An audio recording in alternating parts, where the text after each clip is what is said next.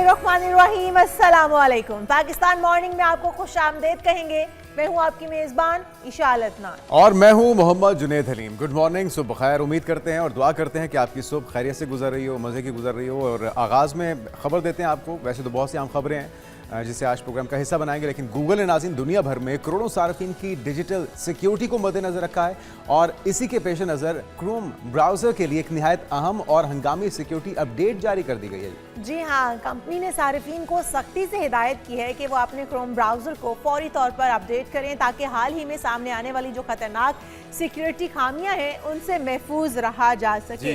तो जनाब, गूगल के मुताबिक इन खामियों का फ़ायदा उठाकर हैकर सार्फिन के डेटा प्राइवेसी और ऑनलाइन सरगर्मियों को नुकसान पहुंचा सकते हैं। तो चौकन्ना रहिए। बिल्कुल, इसलिए जो अपडेट जो है उसमें ताखीर ना करें, ये खतरनाक साबित हो सकता है। तो अगर सिक्योरिटी फीचर्स इसमें नए मुतारिफ कराए गए हैं तो मेरे ख्याल में हम सबको सबसे पहले अपना क्रोम जो है वो अपडेट कर लेना चाहिए। हाँ, बिल्कुल अपडेट करना चाहिए। वैसे तो मकामी सतह पे भी और इंटरनेशनली भी जिस तरह से टेक्नोलॉजी एडवांस हो रही है, एआई का दौर है, हैकर्स भी इसमें जदीद और नित नए तरीके आजमा रहे हैं। तो उन तमाम कोशिशों को जो आपकी प्राइवेसी को ब्रीच करने के लिए, आपकी मालूमात, आपकी अकाउंट से मुतल्लिक जो मालूमात हैं उन्हें हासिल करने के लिए की जाती हैं, इस तरह की अपडेट्स जो कि कंपनी की तरफ से हों उन्हें फॉलो किया जाए। उनके मद्देनज़र अपनी तमाम अपडेट्स को बर वक्त किया जाए ताकि हैकर्स को नाकामी का और अफसोस का सामना उस वक्त करना पड़ेगा जब उनकी कोशिश नाकाम जाएगी। बिल्कुल जी। और अब हम आ जाते हैं अपनी टॉप 5 स्टोरीज़ की जानिब। और आज हम अपने प्रोग्राम में सबसे पहले बात करेंगे सान्हा गुल प्लाजा पर हुकूमत और इत्तेहादी आमने सामने आ गए हैं।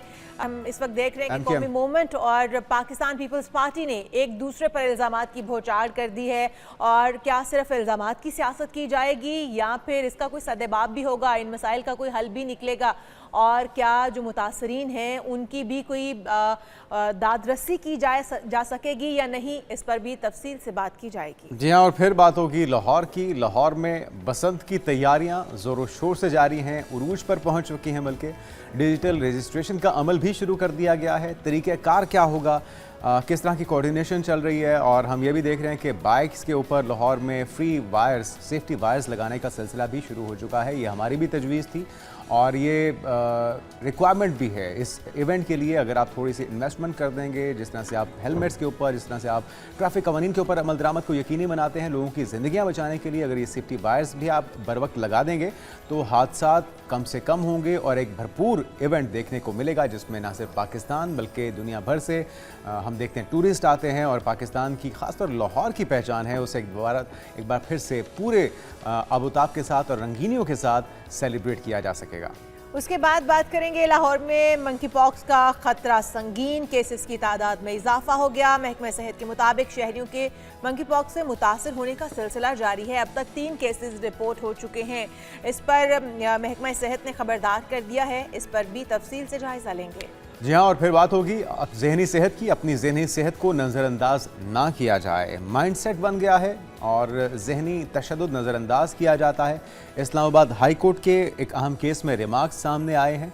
इन रिमार्क्स की रोशनी में और अदालत की जो मुअज़्ज़ज़ जज साहिबान हैं उनकी जजमेंट की रोशनी में, और वैसे भी हमें ज़ाती ज़िंदगियों में किस तरह से बेहतरी लानी है, इन चीज़ों को बेहतर करने के लिए हम क्या कर सकते हैं और डॉक्टर्स की राय क्या है, आपके साथ शेयर करेंगे। उसके बाद बात करेंगे वज़ीर आला पंजाब मरियम नवाज़ की हिदायत पर तालीमी इदारों की सिक्योरिटी फूल प्रूफ बनाने के लिए पंजाब सेफ सिटीज़ अथॉरिटीज़ का बड़ा इकदाम। लाहौर समेत पंजाब भर के तमाम स्कूल्स और कॉलेजेस के लिए virtual central for educational security कायम कर दी गई है। किस तरह से ये एजुकेशन सिस्टम को मज़ीद सिक्योरिटी को फूल प्रूफ बनाएगा, इस पर बात करेंगे। लेकिन सबसे पहले आ जाएंगे हम अपने पहले टॉपिक की जानिब। और मलबा, राख, जली अशिया के अंबार, दर्जनों फैमिलीज को प्यारों का इंतजार। सान्हा गुल प्लाजा में 28 अफराद जहाँ बहक होने की तस्दीक हुई। आग लगने के बाद 83 अफराद ताहाल लापता हैं और डिप्टी कमिश्नर के साथ जो लापता अफराद हैं उनको ढूंढने की कोशिश की जा रही है, उनकी फहरिस्त आवेज़ा की गई है। और सान्हे पर हम देख रहे हैं कि MQM हो, पीपल्स पार्टी हो, एक दूसरे पर इल्ज़ामात की बौछार कर रहे हैं, एक दूसरे का गिरेबान पकड़ने की कोशिश कर रहे हैं। लेकिन आखिर इस मसले का हल किस तरह से निकल पाएगा? जी हाँ, क्योंकि मसाइल जितने भी हों हमेशा हमने यही देखा है कि ओन करने करने को कोई तैयार नहीं होता। कोई अच्छा काम हो तो उसकी जिम्मेदारी सब लेता है और उसका क्रेडिट सब लेने की कोशिश करते हैं। कोई सानिया हादसा हो तो उसे डिसओन किया जाता है। यही अलमिया है शहर हिकायत का, सबसे बड़ा शहर, सबसे ज़्यादा पोटेंशियल वाला शहर, मेट्रोपॉलिटन सिटी, और इसके बावजूद मसाइल के अंबार हैं, बल्कि उसमें कमी के बजाय आए रोज़ उसमें इजाफा होता है। तो हमारे साथ मौजूद होंगे इसी अफसोसनाक सानिया पर बात करने के लिए रहनुमा MQM ताहा अहमद खान साहब और रजब अली, जो कि गुज़िश्ता रोज़ भी हमें रिपोर्ट कर रहे थे मौके से, हमारे रिपोर्टर। तो इससे पहले कि ताहा साहब की तरफ आए, आपकी तरफ आएंगे रजब, इस वक्त क्या मुकम्मल कर लिया गया है रेस्क्यू ऑपरेशन? 72 घंटों से ज़ायद हो चुका, क्या वजूहात हैं, क्या ऐसे चैलेंजेस रहे रेस्क्यू टीम्स को दरपेश रहे? एक कीमती जान भी गई फायर फाइटर की, और इसके अलावा अब तक हलाकतें कितनी हो चुकी हैं ये भी बताएगा, और कितने लोग अब भी मिसिंग हैं, लापता हैं, और उनकी तलाश के लिए फिर क्या किया जा रहा है? देखिए, मजमूई तौर पर जो लापता अफराद की जो फहरिस्त है उसमें अब तक जो है वो 85 नाम जो है वो शामिल हो चुके हैं। दूसरी जानिब 28 लाशें जो है वो अब तक निकाल ली गई हैं, जिनमें एक फायर फाइटर भी शामिल है। और 28 लाशों में से सिर्फ 11 की शनाख्त हो सकी है। जैसे गुज़िश्ता रोज़ 8 की शनाख्त हुई थी और रात में 3 अफराद की शनाख्त जो है वो DNA की मदद से हुई। तो यूँ इस प्रोसेस को बड़ा तेज़ किया गया है कि DNAs भी जो है वो जल्दी जल्दी मैचिंग की तरफ जो है वो जा रहे हैं। जैसे जैसे डेड बॉडीज निकल रही हैं फौरी तौर पर उनके DNA के सैंपल भी लिए जा रहे हैं। दूसरी जानब फैमिलीज़ जो लापता अफराद हैं उनकी फैमिलीज़ के भी DNA के लिए सैंपल्स वसूल किए जा रहे हैं। अब तक जो लापता अफराद हैं उनके 60 लवाहिकीन के DNA के सैंपल्स भी लिए जा चुके हैं। हमारे कैमरामैन हमारी नाज़रीन को जो है वो दिखाएंगे कि इस वक्त रेस्क्यू एंड सर्च ऑपरेशन जारी है। जो इमारत का ये दाएं जानिब का जो सालिम हिस्सा है वो तकरीबन जो है वो 60% हिस्सा है इमारत का जो कि सालिम है, और उस इमारत के हिस्से के अंदर 70% सर्चिंग का अमल जो है वो मुकम्मल कर लिया गया था कल रात, और आज फिर जो है एक मरतबा फिर इस हिस्से में जो है वो सर्चिंग की जाएगी। और साथ साथ जो हिस्सा कोलैप्स हो चुका है बिल्डिंग का तकरीबन 40% हिस्सा जो ज़मीन बोस हो चुका है वहाँ पर भी जो है वो आज सर्चिंग शुरू की जाएगी। जबकि इसके साथ रिम्पा प्लाजा जिसके 2 कॉलम जो है वो मुतासिर हुए थे, टूट गए थे, उसे भी जो है वो वहाँ पर जो है वो इकदाम किए जाएंगे। और फौरी तौर पर आज जो है वो वहाँ पर जैक लगाया जाएगा। उसके बाद SBA की टीम जो है वो मजीद इमारत की जांच करेगी कि आया वो रहने के काबिल है या नहीं है। इस वक्त उसमें उस हवाले से कुछ कहना कबल वक्त है, चूँकि रिम्पा प्लाजा को भी जो है वो ताला लगा दिया है, किसी को अंदर जाने की इजाज़त नहीं है। हम इस वक्त ये गुल प्लाजा के बैक साइड पे मौजूद है जहाँ पर रेस्क्यू एंड सर्च ऑपरेशन जो है वो अभी भी जारी है। मलबा हम अपने रजब से नुमाइंदे से जानना चाहेंगे। रजब, आप बताइएगा कि आपने कुछ वीडियोस लगा रखी थी कि एक ऐसी दुकान जो कि इसमें महफूज रही है जिसके ऊपर कुरानी आयात दर्ज थी, तहरीर थी, वो भी महफूज रही है। फिर मस्जिद वहाँ पर अंदर जो मौजूद थी वो भी महफूज रही है। कुरान शरीफ उसमें बताए जा रहे थे कि वो भी महफूज रहे हैं अल्हम्दुलिल्लाह। तो इस हवाले से भी बताइएगा कि वो इस प्लाजे के अंदर किस जगह पर, किस मकाम पर मौजूद थे और आग की लिपटें वहाँ तक नहीं पहुँच पाई हैं। देखिए, ये अल्लाह पाक की जो है वो जिंदा निशानी है हमारी। मैं अपने कैमरामैन से कहूँगा कि ये जो दाएं साइड पे अल तिजारा के साथ जो है वो मकाम है जहाँ पर अंदर जो है वो मस्जिद थी। मस्जिद के अंदर जो कुरान शरीफ के रैक थे वो बिल्कुल महफूज थे। जबकि दूसरी जानिब ये गली वाला जो हिस्सा है, गली वाले हिस्से में वो एक दुकान है जिसमें अतराफ में पूरी ऐसी तबाही मची हुई है, और वो दुकान बिल्कुल एक सालिम दिखाई दे रही है जिसपे जो है वो सूरह कौसर जो है वो उसके शटर के ऊपर जो है वो तहरीर है, और उसके अंदर दुकान के अंदर जो उसका शीशा लगा हुआ था उस पर भी कुरानी आई थी, वो शीशा भी पूरा सालिम है। जबकि अंदर मौजूद तमाम तर सामान खाक हो गया है, इवन ये कि उस दुकान की दीवारें तक भी गिर गई है। लेकिन जहाँ पर कुरानी आयात जो है वो तहरीर थी वो हिस्सा बिल्कुल जो है वो महफूज है। ये कुदरत की ना सिर्फ निशानी तौर पे ये मौजज़ा ही है, और हम दुआ करते हैं कि ऐसा और भी मौजज़ा हो और कीमती जानें बच सकें। और वैसे तो सर्च ऑपरेशन अब भी जारी है, आपसे मजीद अपडेट्स भी जानेंगे। रजब, ताहा अहमद खान साहब रहनुमा MQM हमारे साथ मौजूद हैं। ताहा साहब, यकीनी तौर पर दिल अफसुर्दा हैं, पूरा पाकिस्तान गमज़दा है, सानिया इतना बड़ा है, इतनी कीमती जानें गई हैं, अब भी 83 से ज़ायद लोग लापता हैं।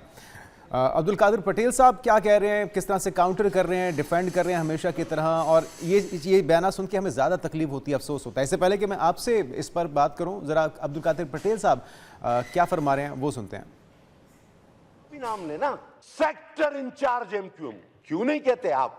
उस साने का नाम क्यों नहीं लेते? हर सानिया गिनवाया ना आप। तारीख कराची पे एक सेमिनार रखें, वो हमारी बच्ची बुशरा जो हादसे का शिकार हुई उससे लेके आज तक कि कराची में किसका क्या रोल रहा है। और मैं ये भी बता दूं कि अब कराची आपके हाथ में नहीं, अब आप कराची के दावेदार न बने, अल्हम्दुलिल्लाह अब हमारे पास कराची आया है। जादू की छड़ी हमारे पास भी नहीं। मैंने गुल प्लाजा का भी बताया किसने कब और कैसे बनाया, और इस तरह की दूसरी इमारतें उसमें भी ये हादसात होने के पूरे चांस है। हमदर्दी है हमें उन लोगों के साथ, हम उन्हें कंपनसेट भी हम करेंगे। गलती आपकी है, बिल्डिंग आपने बनाई, अब कहते फायर, जरा उसका भी नाम लेना, सेक्टर इंचार्ज एमक्यूएम क्यों नहीं कहते आप उस साने का? गलती आपकी है, बिल्डिंग आपने बनाई, कराची के दावेदार ना बने। तो एक बार फिर से बड़ा अफसोस होता है, ब्लेम गेम शुरू हो चुकी है। और हम गुज़श्ता रोज़ देख रहे थे जो उनके मुख्तलिफ बयानात आ रहे थे। नासिर हुसैन शाह साहब भी फरमा रहे थे कि एक ऑडिट रिपोर्ट जो कि जनवरी 2024 में मुरतब की गई थी वो गुज़श्ता रोज़ सीएम सिंध को पेश की गई है। 1 साल से ज़ायद अरसे तक वो ऑडिट रिपोर्ट पेश ही नहीं की गई, तो फिर एक्शन किसने लेना था? और अब वो बरहमी का इजहार भी कर रहे हैं, तो कौन इस्तीफ़ा देगा, कौन जिम्मेदारी लेगा? अगर एमक्यूएम ने ये बिल्डिंग बनाई थी तो क्या एमक्यूएम जिम्मेदारी लेने को तैयार है? सबसे पहले आपका और आपके चैनल का बहुत शुक्रिया कि हमारा मौक़िफ़ जानने के लिए आपने अपने प्रोग्राम में मदद किया। जिस दिन ये वाक़या हुआ है उसी दिन रात को मैं वहाँ चला गया था और हमारी पार्टी के काफी अरकान जो थे वो वहाँ मौजूद थे। और पहले स्टेटमेंट जो हमने दिया वो हमने कहा कि ये किसी के खिलाफ ना ब्लेम गेम करने की जरूरत है, ना साजिश करने की जरूरत है, और न ही इस पे पॉलिटिकल बैशिंग करने की जरूरत है। सियासत करने के लिए बहुत सारी चीजें मौजूद हैं। यहाँ हम आए हैं और रेस्क्यू के अमल को तेज से तेज करने की जरूरत है। अच्छा, इसमें उससे आगे जाके भी हमने वाली बात की कि भाई इस पे सियासत करने वाले लोगों को ना हम लानत भेजते हैं। हमारा कहना सिर्फ ये है कि ये सिर्फ हुकूमत या कोई भी पॉलिटिकल पार्टी, कोई भी जमात जो है वो जानबूझ के वाला काम नहीं करती है कि किसी को खुदा ना खास्ता जलवाएंगे या किसी को जानी माली नुकसान पहुंचाएंगे, लेकिन उनकी नेग्लिजेंस, जिसकी जिम्मेदारी थी वहां पे फायर ब्रिगेड को पहुंचाना, जिसकी जिम्मेदारी थी वहां पे रेस्क्यू की टीमों को पहुंचाना, जिसकी जिम्मेदारी थी वहां पे रेस्क्यू के मामला को देखना, वो अगर टाइमली नहीं हुए तो ये नेग्लिजेंस है। और अगर हम इसको क्रिमिनल नेग्लिजेंस तो है ताहा साहब, लेकिन किसकी नेग्लिजेंस है ये अभी तक पकड़ में नहीं आ रही, ये बात अभी तक समझ में नहीं आ रही है। तमाम इदारे जिम्मेदारी लेने से इनकारी हैं। और अगर बिल्डिंग्स की बात की जाए जिस तरह से बनाई जाती हैं, उनके अंदर अगर इमरजेंसी एग्जिट नहीं लगाए जाएंगे या फायर फाइटर के लिए कोई सामान वहाँ पर मुहैया नहीं किया जाएगा, तो इस तरह की सूरत हाल से निपटने के लिए तो फिर कोई इंतजामात नहीं होंगे, फिर तो कीमती जाने इसी तरह से जाएंगी। लेकिन कुछ रूमर्स भी गर्दिश कर रहे हैं कि यहाँ पर भत्ताखोर फिर से एक बार मुतहरक हो चुके हैं और भत्ता ना मिलने की पादाश में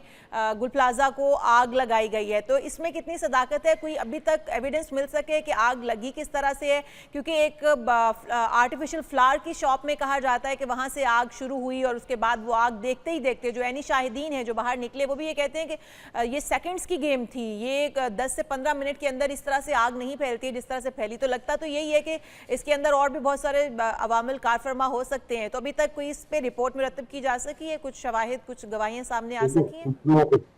इसमें मैं आपके सवाल के 2 हिस्से हैं, उनका मैं 2 हिस्सों में जवाब दूंगा। नंबर 1 तो ये कि ये आग नेचुरल थी या कोई शरंगेजी थी, इसकी तो अभी कोई तहकीक हो नहीं सकी। कल जो मार्केट के सदर हैं वो मेरे साथ थे, हम गवर्नर हाउस में मौजूद थे, तो उनसे जब हमने ये वाली बात पूछी कि भाई क्या इंसिडेंट हुआ था, तो उन्होंने कहा कि जी फ्लावर की, जिस तरह हम बता रहे, आर्टिफिशियल फ्लावर की दुकान थी जिसमें आग लगी। आर्टिफिशियल फ्लावर में कुछ फ्यूम्स होते हैं जो एयर में गए, फिर थर्मोकोल की बहुत बड़ी तादाद मौजूद थी जिसकी वजह से आग फैल गई। लेकिन बिल्कुल ऐसा खदशा है और ऐसी चीजें जो है रूमर्स है, तो इनको क्लैरिफाई होना चाहिए और एक इंडिपेंडेंट ऑडिट होना चाहिए जो चीज को आइडेंटिफाई करे। रूमर्स इनमें कुछ ना कुछ सदाकत है कि भत्ताखोरों की जानिब से भी हो सकती है?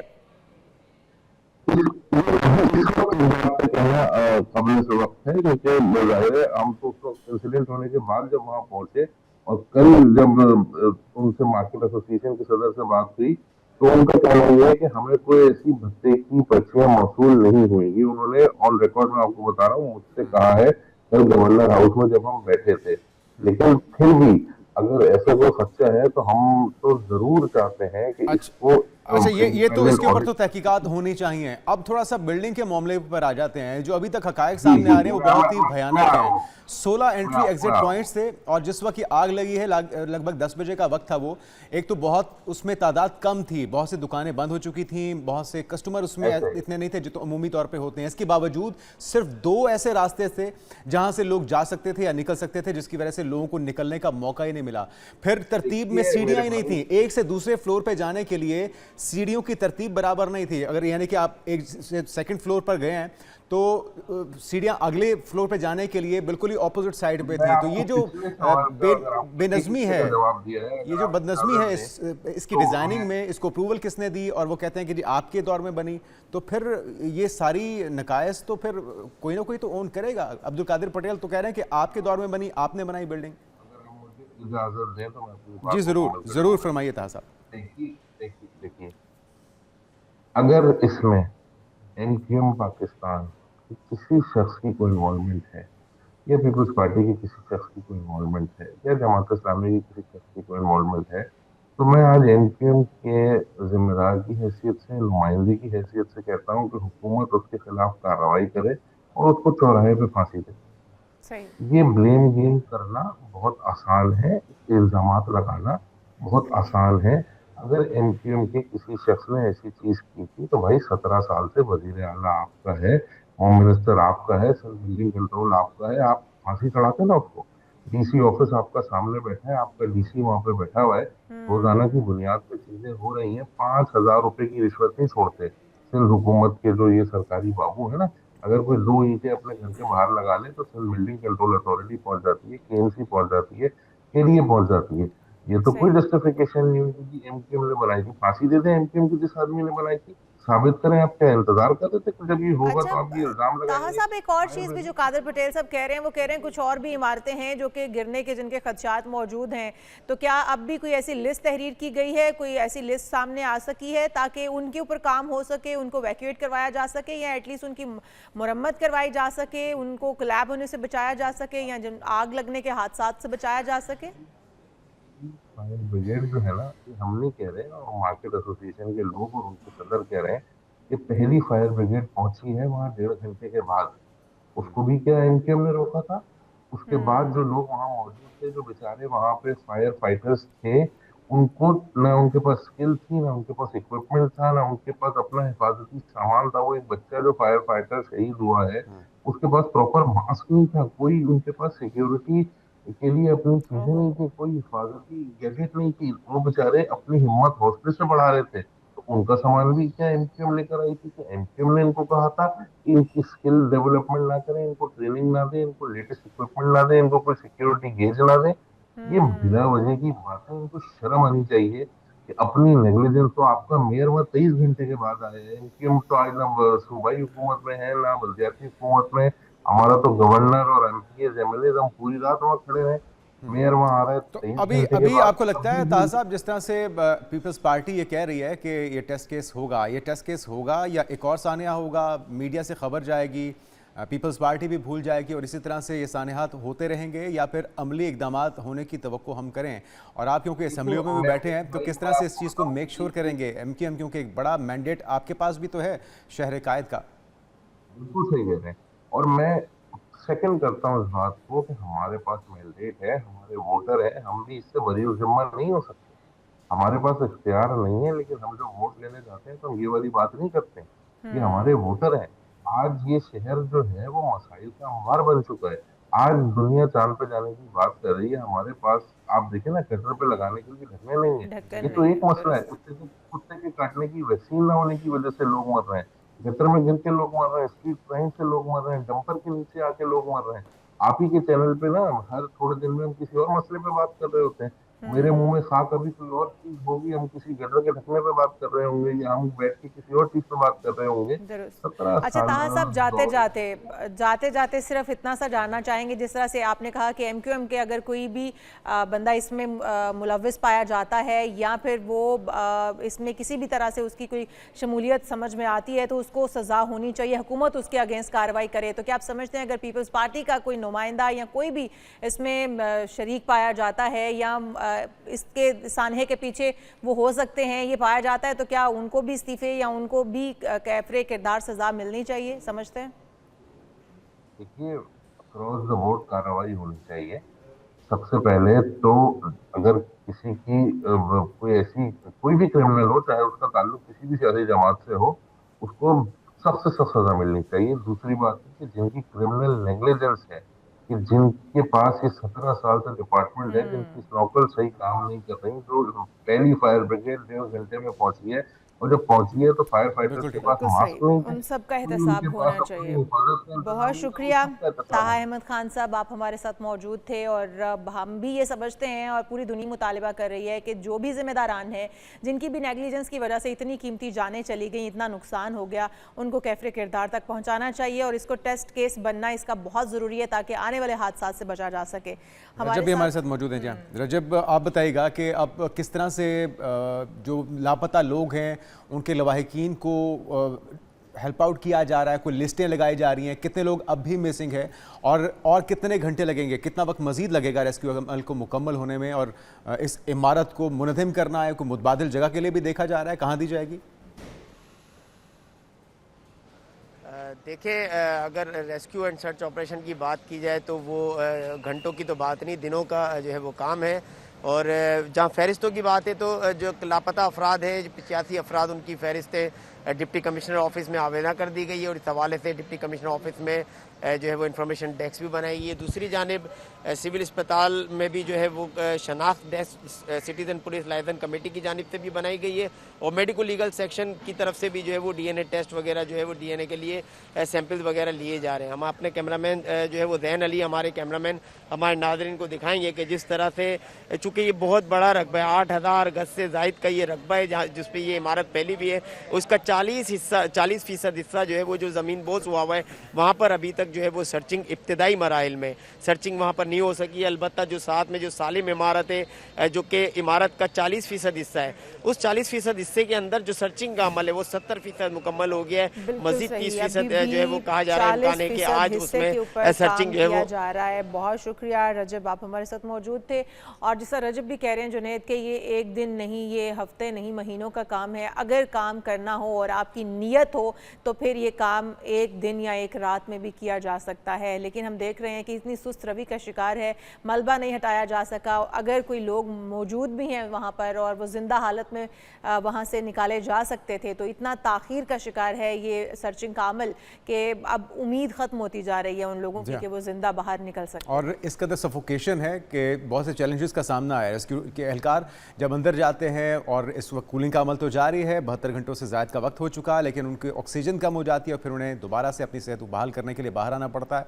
तो ये ऐसे सूरत हाल में, ऐसे माहौल में वो जो लोग वहाँ पर फंसे हुए थे, यकीनी तौर पे एक बहुत ही बड़ा इंसानी अलमिया ने जन्म लिया है और जो नकायज सामने आए उन्हें पूरा करने की ज़रूरत है। तमाम बिल्डिंग्स जो कि इनकी निशानदही हो चुकी है, 500 से ज़्यादा ऐसी मखदूश इमारतें अब भी कराची के अंदर, शहर कायद के अंदर मौजूद हैं। इसी वजह से पूरा पाकिस्तान अफसरदा है। जो हमारे शोबे से वाबस्ता लोग हैं वो भी गम व गुस्से का इजहार कर रहे हैं मारूफ तिजारती मरकज़ गुल प्लाजा सानहे पर, और शोबिस इंडस्ट्री की तरफ से कहा जा रहा है और सवाल पूछे जा रहे हैं, वही जो इस वक्त हम भी जानने की कोशिश कर रहे हैं। बिल्कुल ऐसे ही अदाकारा हानिया आमिर हैं, माहिरा खान हैं, उसके बाद मिनाल खान हैं, नादिया हुसैन हैं, मिशी खान हैं, उनके समेत कई फ़नकार हैं जिन्होंने इंस्टाग्राम स्टोरीज़ के ज़रिए अफसोस और ताज़ियत का इजहार किया है। और अदाकारा मिशी खान ने जाए हादसा की वीडियोस देखने के बाद एक जज्बाती पैगाम में रोते हुए कहा है कि ये सानिया सिर्फ एक इमारत का नुकसान नहीं है बल्कि बेशुमार ख़ानदानों की ज़िंदगी उजड़ने का सबब बना है।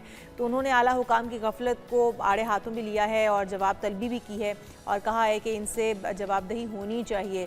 इसी तरह से माहिरा खान भी गम और गुस्से का इजहार कर रही हैं। सभी अफसरदा हैं, सभी परेशान भी हैं और हमारे साथ भी खुदा न खास्ता हमारे किसी प्यारे के साथ भी इस तरह का सानिया पेश आ सकता है। अब भी हो सकता है अगर बर वक्त इकदाम ना किए गए, इसको टेस्ट केस ना बनाया गया। माहिरा खान भी पोस्ट कर रही हैं, गम गुस्से का इजहार कर रही हैं और कह रही हैं कि इस सानिया की दिल दहला देने वाली वीडियोस देखकर मुझे गुस्सा आ रहा है। क्या ये सिर्फ हादसा था? मैं गुल प्लाजा जा चुकी हूँ, वहाँ आम दिनों में बाहर निकलना मुश्किल होता है क्योंकि बाहर निकलने का रास्ता बहुत पेचीदा है और हादसे में होने वाली अमवात का खमियाजा कैसे पूरा किया जाएगा, वो भी ये सवाल कर रही हैं। नादिया हुसैन हैं और भी बहुत से अदाकार हैं और वो जो बात भी कर रहे थे विशाल के 16 एंट्री एग्जिट पॉइंट्स पे थे जिसमें से 14 को बंद कर दिया गया था, लॉक कर दिया गया था। तो दो दरवाजे ऐसे थे तो इतनी बड़ी तादाद में लोग कैसे निकल पाते हैं? तो ये मुजबाना गफलत किसने बरती है, उससे हिसाब लिया जाना चाहिए। और आग लगने की सूरत में फिर उन दरवाज़ों को, उन एग्जिट पॉइंट्स को खोला क्यों नहीं गया, और लाइट का शटडाउन किया जाना, जब अंधेरे में कोई एक दूसरे को देख नहीं पाया तो वो बाहर कैसे निकल पाता। नाज़रीन, और अभी आपको बताएं कि लाहौर में जो बसंत के रंग हैं वो अब बिखरना शुरू हो चुके हैं। शहर भर में बसंत की तैयारियों ने अरूज पकड़ लिया है और गली मोहल्लों से छतों तक जोशो खरोश नजर आ रहा है। डिजिटल रजिस्ट्रेशन का अमल भी जारी है। इसमें हम देख रहे हैं कि ई-बीज़ ऐप्स हैं जिनके जरिए इजाजतनामों का नया निज़ाम मुतारिफ कराया जा रहा है। फिर अंदरून लाहौर में छतों की नीलामी भी लाखों रुपए तक पहुंच गई है। तो जुनेद, आपने करवा ली? बिल्कुल, सब कुछ करवाएंगे जी, हम क्यों नहीं करवाएंगे। और एक भरपूर फेस्टिवल मनाया जाएगा। हमारे बच्चे जिन्होंने अब तक बसंत को देखा नहीं है, सिर्फ कहानियों में सुना है, किताबों में पढ़ा है, अब वो अपनी आंखों से जीती जाती आंखों से, जो कि हमने आज से तकरीबन 25 साल पहले जब पाबंदी लगी थी उससे पहले हम भी सेलिब्रेट करते थे। ना सिर्फ पाकिस्तान में, दुनिया भर से आते थे टूरिस्ट इस फेस्टिवल को सेलिब्रेट करने के लिए। भारत के अंदर दीगर पूरी दुनिया से लोग जो हैं वो एडमायर करते थे इस इवेंट को। लेकिन कुछ गंदी मछलियाँ जिनका हम तस्करा भी कर रहे थे, उन्होंने इस पूरे इवेंट को हाईजैक किया, इसे कंट्रोवर्शियल बनाया। अब उम्मीद करते हैं कि जो इनिशिएटिव लिया है सीएम पंजाब मरीम नवाज साहबा ने, इसमें सभी कंट्रीब्यूट करेंगे। क्या तरीकाकार होगा, इस पर बात करने के लिए हमारे साथ मौजूद है मोहम्मद अकील मलिक साहब, पैट्रन इन चीफ हैं पाकिस्तान काइट फ्लाइंग एसोसिएशन के। आपको वकील भाई वेलकम कहते हैं पाकिस्तान मॉर्निंग में। Thank you. कैसी तैयारियां हैं, क्या कुछ होने जा रहा है, रजिस्ट्रेशन का अमल कैसे होगा और कहाँ कहाँ पे बसंत मनाई जाएगी, किन चीज़ों की एहतियात करनी है, बारी बारी सब कुछ? जी, इसमें सबसे पहले तो 1 दिसंबर को लॉ इन्होंने प्रोमलगेट किया है, regulation of kite flying ordinance 2025। उसके तहत बड़ा एक अच्छा मैकेनिज़्म और इसके पीछे 1 साल की डेलिब्रेशंस थी, मीटिंग्स थी, और उसके बाद ये लॉ जो है अप्रूव हुआ है। और इसमें बेसिकली जो इश्यूज़ आ रहे थे पिछले 20-25 सालों से वो यही थे कि आवाम की सेफ्टी सबसे ज़्यादा मुकद्दम थी, जिसकी वजह से 2001 का जो prohibition of kite flying act 2001 था उसके तहत ये पाबंदी लगाई गई थी और लोगों पे गले के ऊपर डोर फिरने के वाक़यात फ्रीक्वेंटली हो रहे थे। तो रिपोर्टेडली को 15 से 16 जाने 2001 से अब तक जा चुकी हैं डोर फिरने के जो वाक़यात रिपोर्ट हुए हैं। उस चीज़ को कवर करने के लिए और बच्चे जो छतों से गिरते थे, ये 2 इश्यूज़ थे, तो उस इश्यूज़ को एड्रेस किया गया इस कानून के अंदर। और उसमें 18 साल से कम उम्र बच्चों को मना किया गया कि वो पतंगबाजी नहीं करेंगे। ठीक है, अच्छा, वो पतंगबाजी नहीं करेंगे? नहीं कर 18 साल से छोटे? जी, जो माइनर्स हैं, क्योंकि वो बच्चे सड़कों पे गुड़ियाँ लूटने के लिए आ जाते थे, गाड़ियों के नीचे आ जाते थे, छतों से नीचे गिर पड़ते थे। तो ये वो तो पतंग लूटने वाला मामला होता है, उनको लूटने से कैसे मना करेंगे, क्योंकि वो गाड़ियों के पीछे भागते हैं, डोरों के पीछे भागते हैं, उससे फिर बाइक्स वाले भी परेशान होते हैं। डेफिनेटली वो रोड पे आएंगे तो पुलिस पकड़ेगी उन्हें, क्योंकि ये सर्वेलेंस होगी। हम तो ड्रोन्स कैमरों का भी सुन रहे हैं कि बिल्कुल सर्वेलेंस करेंगे, कहाँ बोले। हाँ, और जो माइनर्स हैं उनके जो गार्डियंस हैं वो उसमें कसूरवार होंगे और 50,000 तक जुर्माना है। फर्स्ट अगर दोबारा पकड़ा जाता तो 1 लाख तक जुर्माना है, फर्स्ट वार्निंग पे 50,000 तक जुर्माना है माइनर्स के लिए। इसके बाद दूसरा इशू जो था कि बाइक्स के ऊपर डोर जो फिरती थी गले के ऊपर, उसको एड्रेस करने के लिए काफ़ी मीटिंग्स हुई और हमने गवर्नमेंट को कन्विंस किया कि प्लीज़ जिस तरह हेलमेट आपने लाजमी करार दिया है हर बाइक के ऊपर, वो भी सेफ्टी के लिए है, तो हर बाइक के ऊपर एक एंटीना जिसकी प्राइस 300 से 400 रुपये है, हर बाइक के ऊपर अगर एंटीना लग जाए तो वो किसी ऐसी हलाकत होने का उसमें बिल्कुल भी अंदेशा नहीं रह जाएगा। तो अब उन्होंने जो लॉ बनाया उसमें रेगुलेशंस जो बनाई हैं वो सारी रेगुलेशंस बाइक राइडर्स के लिए हैं और उनको मस्ट करार दे दिया है कि जो भी बाइक। लेकिन हम ये भी देख रहे हैं कि उस दिन ट्रांसपोर्ट जो है उसको फ्री, जैसे आप बता रहे थे कि करा दिया गया है, लेकिन बाइक्स क्या उनके ऊपर ट्रैवल करना बंद होगा या फिर मखसूस इलाकों में, जैसे पहले हम सुन रहे थे ना कि जो अंदरून शहर है वहाँ पर, क्योंकि ये होनी है वॉल सिटी के अंदर बसंत मनाई जानी, तो वहाँ पर बाइक्स का दाखिला ही बंद होगा या उन 3 डेज़ के अंदर ट्रांसपोर्ट जो है वो इसीलिए फ्री की जाएगी ताकि जो ट्रैवल करने वाले हैं वो बाइक का इस्तेमाल ना करें। तो क्या बाकी दीगर शहरों इलाकों में भी लाहौर के इसी तरह के कोई कवानीन होंगे? लेकिन जो फर्स्ट प्रपोजल थी गवर्नमेंट की तरफ से, जो हमारी डीजी वॉल सिटी के साथ मीटिंग्स शाही किले में होती रही हैं, उनका फर्स्ट प्रायोरिटी तो यही थी कि इसको शहर के अंदर किया जाए, जो हमारा अंदरून शहर है उसके अंदर ही, और इर्द गिर्द की जो सड़कें हैं वहाँ पे बाइक बंद कर देंगे। लेकिन फिर हमने अपनी एसोसिएशन के प्लेटफॉर्म से उनको रिटर्न भी लिख के दिया और उनसे रिक्वेस्ट की कि ये अगर आप फेस्टिवल बहाल करने जा रहे हैं तो ये पूरे लाहौर का हक़ है, तो सारे लाहौरियों को इसको एंजॉय करना चाहिए, ना कि एक ख़ास तबके को हम ये त्यौहार पे। और मुमकिन भी ना होता ना, इतनी ज़्यादा आबादी हो चुकी है कि वो अंदरून शहर में समा ना पाए। 2 करोड़ अब से आप ये जो ज़्यादा बता रहे हैं सेफ्टी वायर्स वाला, ये फ्री ऑफ कॉस्ट लगाई जाएगी, कहाँ कहाँ लगाई जा रही है, ताकि जो नहीं लगवा सका अभी तक वो लगवा ले? गवर्नमेंट ने तो एक बजट अप्रूव कर लिया है, उस बजट के तहत गवर्नमेंट फ्री कैंपिंग शुरू कर दी है गवर्नमेंट ने, और वो बाइक्स के ऊपर फ्री एंटीना लगा मॉल रोड पे पूरे लाहौर में मुख्तलिफ लाहौर में मुख्तलिफ मुकामात पे। हम अपनी एसोसिएशन के प्लेटफॉर्म से, हमारे चेयरमैन साहब जो हैं उन्होंने अपनी पॉकेट से 15,000 एंटीनाज जो है वो तैयार करवा के हमें दिए हैं। हमने गवर्नमेंट की इजाज़त के साथ मोची दरवाजे में भी कैंप लगाए हैं 2, और इसके अलावा भगवानपुरे में भी कैंप लगाए हैं, और अभी हमको 7-8 हज़ार एंटीनाज जो हैं वो फ्री लगा चुके हैं। अभी हम आने वाले दिनों में मुख्तलिफ और लाहौर के इलाकों में भी अपने ऑन पे जो 15,000 हमारे तरफ से हैं, हम उन 15,000 लोगों की जान सेव करना चाह रहे हैं। तो हमारे ज़रूरी भी है। हमारी तरफ से अगर किसी एक इंसान की जान भी बच जाए तो हम समझेंगे हमारा मकसद पूरा हो गया। बिल्कुल। अच्छा मलिक साहब, ई बिज़ ऐप जो है वो किस तरह से मंजूरी उसके ऊपर ली जा सकती है, अहलियत क्या होनी चाहिए, रजिस्ट्रेशन किस तरह से करवाई जा सकती है, और जिस तरह से हम आगाज़ में आपसे पूछ भी रहे थे कि क्या मुख्तलिफ मकाम होंगे जहाँ से आपको डोर मिलेगी, पतंग मिलेंगी, और उसमें भी थोड़ा सा हो रहा था कि ये इस साइज़ की पतंग बनेगी, एसोसिएशन की जानिब से शायद ये भी दिया गया था सुझाव कि ये इस साइज़ की पतंग होनी चाहिए, डोर जो है वो गोले के ऊपर होनी चाहिए, जो चरखियाँ होती थी वो नहीं होनी चाहिए, ये भी थोड़ा सा बता दीजिएगा। जी, इसमें सबसे पहले तो जो हमारे डीसी साहब हैं मूसा साहब और असिस्टेंट कमिश्नर राय बाबर साहब, इन लोगों ने बहुत अनथक मेहनत की है और ई-20 का जो निज़ाम ये लेके आए हैं। पहले फ़िज़िकली रजिस्ट्रेशन का प्रोसेस होना था, फिर उन्होंने कहा कि फ़िज़िकली एक मैस क्रिएट हो जाएगा, तो हम इसको ऐप के थ्रू इंट्रोड्यूस करवाते हैं, और बड़ी सादा बड़ी आसान ऐप है। उसमें लाहौर से बाहर का, पहली बात है, कोई भी बंदा जिसका आईडी कार्ड लाहौर से बाहर का, वो उसमें रजिस्टर्ड नहीं हो सकता। और ये उन लोगों के लिए जो पतंग और डोर बना रहे हैं जी, इसमें 4 कैटेगरीज हैं। अच्छा, एक है मैन्युफैक्चरर, एक है सेलर, एक है ट्रेडर, और चौथी है काइट फ्लाइंग एसोसिएशन। अच्छा।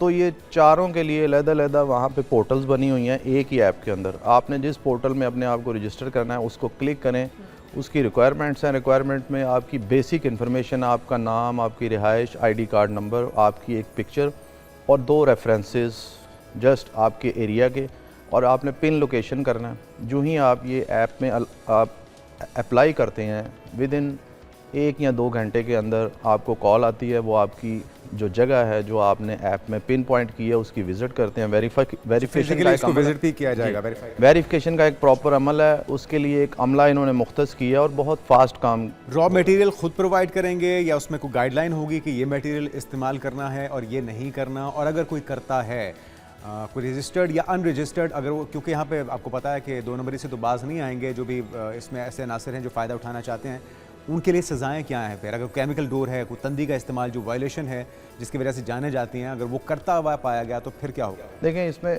सबसे पहले तो जो रूल्स में जो चीज़ें अलाउ हैं उसमें गुड्डी और पतंग जो है एक ख़ास साइज़ की फिक्स, 1 तावा, 1.5 तावा, 1.5 तावा आम आवाम को ऐसे तो समझ नहीं आती, लेकिन उसका जो बैम्बू होता है, जो बांस की जो उसके ऊपर लगा होता है, 48 इंच उसकी लेंथ होती है। जब उसको राउंड ऑफ करके लगाते हैं तो उसकी विथ जो है 40 इंच से ज़्यादा नहीं होनी चाहिए। ठीक है। और उसकी जो हाइट है वो 34 इंच से ज़्यादा नहीं होनी चाहिए। इसी तरह जो काइट है उसकी जो विथ है 35 इंच से ज़्यादा नहीं होनी चाहिए। ठीक है। और उसकी हाइट भी वहाँ पे फिक्स लॉ में की है। चरखी जो है वो बैन की गई है, क्योंकि चरखी का इशू ये था कि चरखी के ऊपर जितनी ज़्यादा मोटी डोर आप चाहें लपेट लें, फिर शार्प मांझा चरखी के ऊपर इंट्रोड्यूस हुआ। और पाकिस्तान की आवाम जो है, आपको पता है कि वायलेशन जिस लेवल की होती हैं कि एज ए सिटीज़न किसी को आप जा के समझाना, एजुकेट करना बड़ा मुश्किल काम है। इसलिए कानून के ज़रिए ही इन चीज़ों की पासदारी करवाई जा सकती है। और पिन्ना इंट्रोड्यूस करवाया जो हमारी पुरानी ट्रेडिशन थी, क्योंकि पिन्ने के ऊपर बहुत बारीक गेज की डोर लिपटती है। और कीमतें भी मुकर्रर की गई हैं, क्योंकि ब्लैकमेलिंग ना हो जाए ना, फिर मुंह मांगे दाम ना हो। मुंह मांगे दाम तो अब ले रहे हैं, क्योंकि डिमांड और सप्लाई का एक बहुत बड़ा गैप है। चूँकि टाइम बहुत कम मिला है मैन्युफैक्चरर्स को, और प्लस ये सीज़न ऐसा है कि इस सीज़न में डोर का तैयार होना धुंध की वजह से, क्योंकि ओपन एयर में डोर लगनी होती है, तो ये हाँ, तो टाइम तो यही होता है। फरवरी में ही हमने हमेशा नहीं, एक्चुअली लोग सारा साल करके तो स्टोर करते हैं। अब ये है कि लोगों को बहुत मुश्किल है कि पूरे लाहौर की डिमांड पूरी हो जाए, लेकिन हम इसको इस एंगल से इस तरह देखते हैं कि गवर्नमेंट का भी अभी ये कहना है कि ये बसंत अगर आप हर बंदा एज मतलब फुली अगर ना भी ये हो सके तो ये स्टार्ट है, आगाज़ ऐसे ही होता है। इंशाल्लाह नेक्स्ट ईयर जब नेक्स्ट ईयर जो है वो ज़्यादा तो वो बार एक भी आ जाए। भरपूर हो जाए। अच्छा मलिक साहब, अगर हम देखें तो आप एसोसिएशन से खुद क्योंकि वाबस्ता हैं, तो क्या समझते हैं कि इस सारे इवेंट को अच्छे तरीके से ऑर्गेनाइज हो जाए, सिक्योरिटी फुल प्रूफ रहे, कोई हादसात ना हो, इसके लिए एसोसिएशन का अपना किरदार क्या रहेगा?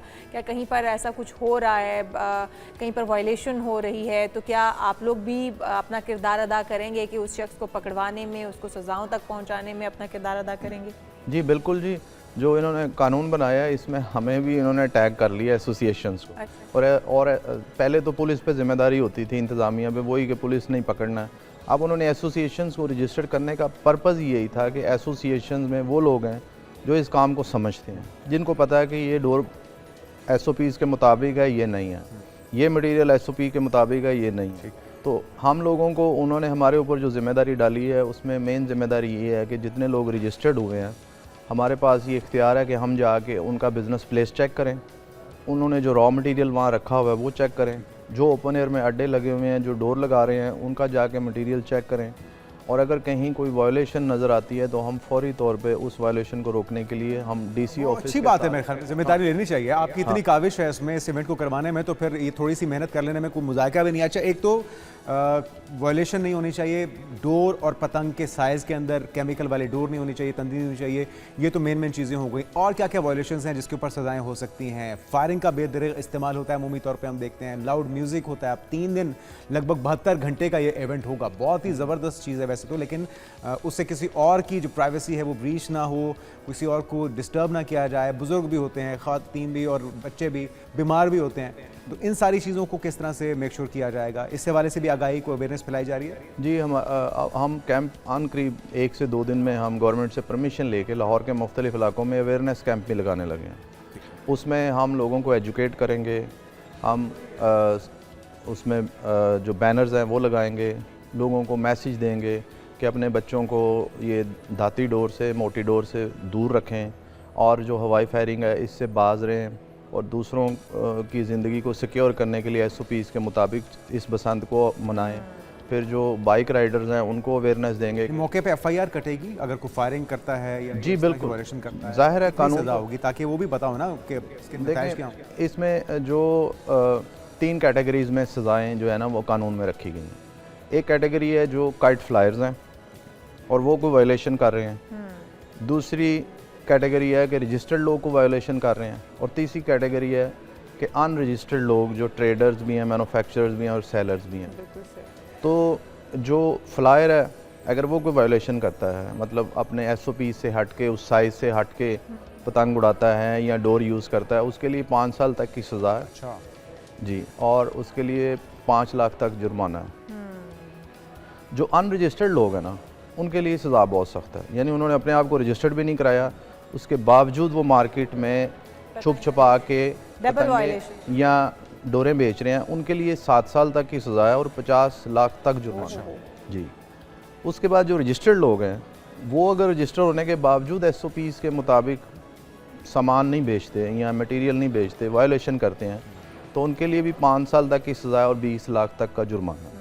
तो सज़ाएँ भी काफ़ी हैवी हैं। सज़ा की मैक्सिमम लिमिट के साथ साथ उसकी मिनिमम लिमिट्स भी रखी गई हैं। जुर्माने की मैक्सिमम लिमिट और मिनिमम लिमिट भी रखी गई है। अच्छा मलिक साहब, जाते जाते ये भी बता दीजिएगा, जैसे जुनेद भी पूछ रहे थे कि लाउड म्यूजिक पर तो पाबंदी नहीं होगी, नसीबों के गाने चल सकते हैं क्योंकि बहुत सारे लोगों को क्योंकि इशाल को बहुत पसंद है, मुझे और पसंद इशाल हो रह नहीं पाएंगी, पसंद का मौका और मुझे पसंद हो ना हो, लोग बड़े आपको पता है शौकीन है इन चीज़ों की, और हमने देखा कि उसके ऊपर FIRs भी होती कल्चर है ना हमारा। हाँ जी, और FIRs भी होती हैं, तो क्या अलाउ होंगे कि नहीं होंगे इसके ऊपर? लाउड स्पीकर का जो लॉ है वो तो अपनी जगह पे वो कितनी आवाज़ ऊंची करनी है, लेकिन इस इवेंट 3 दिन के लिए तो फ्री नहीं होना चाहिए सबको। इस इवेंट का जो रंग है, फ्री अगर कर दिया ना तो ये फ्री चीज़ों का बहुत फ़ायदा उठाती है हमारी। देखें इस इवेंट का जो एक मज़ा है वो थोड़ा म्यूजिक के साथ ही। म्याना रवि थोड़ा, हाँ म्याना रवि के इजाज़त मिली गई है तो इतना नहीं खुल जाना। और जब तक आपके छत से आवाज़ कोई 10 घर छोड़कर ना जा रही हो तो मज़ा तब तक दोबारा नहीं होता। जी बिल्कुल, ये तो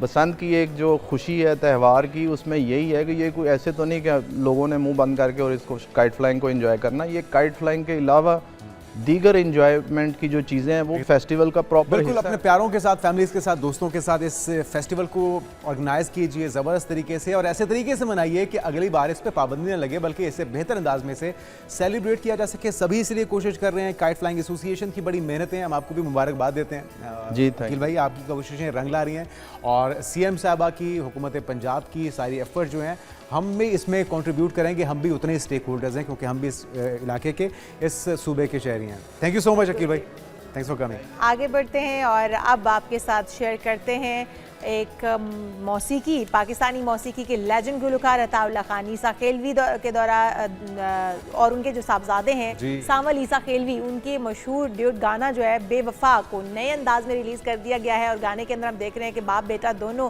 किस तरह की शायरी कॉम्पोजिशन लेकर आए हैं। आइए आपको भी सुनवाते हैं। किया जाए। बहरहाल हमारी बेस्ट विशेज हैं जी। और बात कर लेते हैं खतरे की जो कि मंडला रहा है अब लाहौर के ऊपर। वैसे तो पूरे पाकिस्तान के अंदर केसेस बहुत से आ रहे हैं। हम बात कर रहे हैं मंकी पॉक्स की, जो कि तेज़ी से बढ़ते हुए केसेस के साथ सामने आया है लाहौर में। और सेहत के हुक्काम के साथ साथ अवाम में भी शदीद तशवीश इसमें पैदा कर दिया। बिल्कुल ऐसे ही है। और पंजाब की दारुल हुकूमत में एक ही दिन के दौरान मजीद 4 मरीजों की तस्दीक के बाद अब बीमारी के फैलाव के खतरे की संगीन सूरत हाल जो उसे करार दिया जा रहा है। तो हम जानते हैं, हमारे साथ मौजूद हैं हमारे नुमाइंदे भी हैं एक न्यूज़ के, शब्बीर हैदर से ही जान लेते हैं। शब्बीर हैदर, आपसे जानेंगे कि इस वक्त मंकी पॉक्स जो है वो कितनी तेज़ी से बढ़ रहा है, महकमा सेहत इस हवाले से क्या कहता है, और एहतियाती तदाबीर कोई आपकी बात हुई हो डॉक्टर्स के पैनल से या डॉक्टर से, क्या कहते हैं वो? बेसिकली ये मंकी पॉक्स के हवाले से जो महकमा सेहत है उनकी जानब से भी मुतअद्दिद बार कहा गया है कि इसके ऊपर काम किया जाए, मगर मैं कहूँगा ये नेगलिजेंसी है हुकूमत की तरफ से कह लें या महकमा सेहत की जो एहलकार हैं उनकी तरफ से, कि पहले एक पेशेंट आया था लाहौर जनरल अस्पताल के अंदर, उसके बाद उन्होंने इसके ऊपर कोई तवज्जो नहीं दी, जिसके बाद दिसंबर के अंदर जो है वो 7 मरीज़ सामने आए थे। 4 मरीज़ जो है म्यू अस्पताल में 10 दिसंबर को जो है उनकी रिपोर्ट मुस्बत आई थी। आज आप देख लें, आज फिर ये गुज़श्ता 24 घंटे के अंदर 4 मरीज़ों के अंदर तस्दीक हो चुकी है कि 4 मरीज़ जो हैं मज़ीद हो चुके हैं। ये इस तरह टोटल तकरीबन के 2 महीने का अगर हम लगाएं तो 11 मरीज़ ये सामने आ चुके हैं और बड़ी तेज़ी से ये फैल रहा है। और ये भी ख़तरनाक है कि खुदा न खासा मंकी पॉक्स जो अगर शिद्दत अख्तियार कर जाता है तो ये जानलेवा भी साबित। तो रूट कॉज तक पहुंचा जा सका है शबीर? जिस तरह से एक दिन में 4 केसेस का आ जाना, ये तो बहुत बड़ी तादाद है। और ये वो हैं जो इनकी निशानदही हो गई है, ये इन्होंने रिपोर्ट कर दिया है। बहुत से ऐसे लोग होंगे जिनको समझ नहीं आ रही होगी कि क्या मर्ज है, क्या मसला चल रहा है। तो ये शुरू कहाँ से हुआ? कहाँ से आने वाला ये मुसाफिर था या ये पाकिस्तानी था जिसने ट्रैवल, उसकी हिस्ट्री देखी गई है कि कहाँ से वो ट्रैवल? सबसे पहले जो मरीज़ आया था वो कराची आया था। और कराची कहाँ से आए थे? ये अभी तक उसके ऊपर तशख़ीस हो रही थी कि ये कौन कौन से मुल्क से जो मरीज़ यानी कि जैसे कोरोना था कि कोरोना जब आते थे तो तमाम की स्क्रीनिंग होती थी।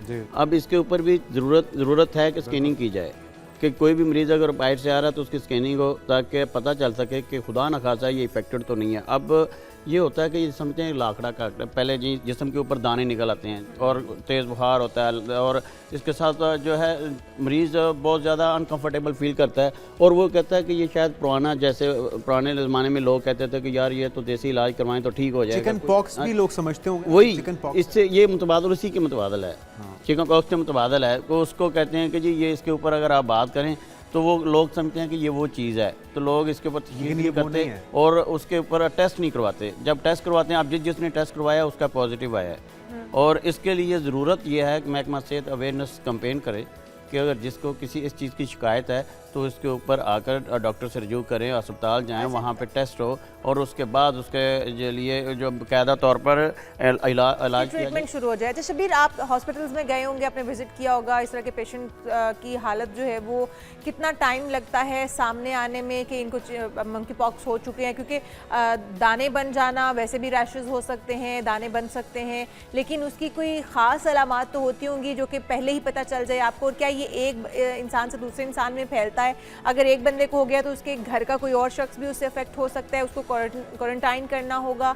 और जो केसेस अभी तक आप कह रहे आए हैं वो किसी एक ही इलाके से आए हैं या फिर मुख्तलिफ इलाकों से आए हैं? ये जितने भी केसेस आए ये मुख्तलिफ इलाकों से आए हैं, किसी एक से नहीं है। और इवन के इसमें बताया कि जा रहा है ये ज़रूरत है आइसोलेट करने की। ये एक बंदे से दूसरे बंदे में शिफ्ट होता है। जब आप किसी को छूते हैं तो वो एक से दूसरे में मुंतकिल हो जाता है। अब इसके लिए जो मरीज़ आए हैं उनको बाकायदा एक आइसोलेटेड वार्ड रखी गई, वहाँ पे उनको मुंतकिल किया गया। वहाँ पे तकरीबन 2 हफ्ते तक उनको रखा जाता है।